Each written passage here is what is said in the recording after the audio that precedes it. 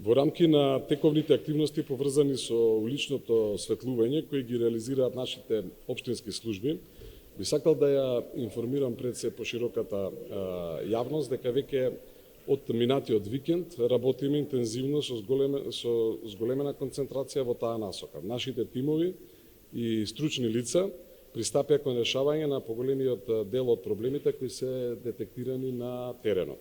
Имено екипите особено активни во районот на населбата Карпош 4, каде деновиве беше целосно санирано осветлувањето, околу кулите на Никола Парапунов, во близина на мостот Обединети нации.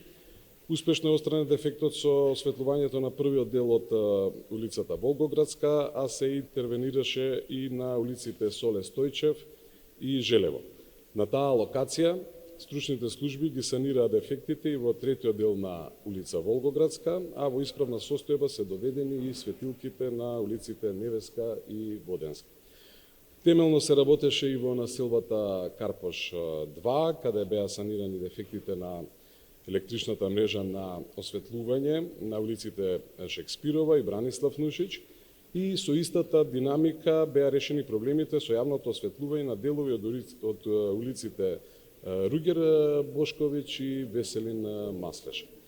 Минатиот викенд се фокусиравме на подигнување на нивото на јавната чистота, на иницијатива на жителите од населбата Жданец.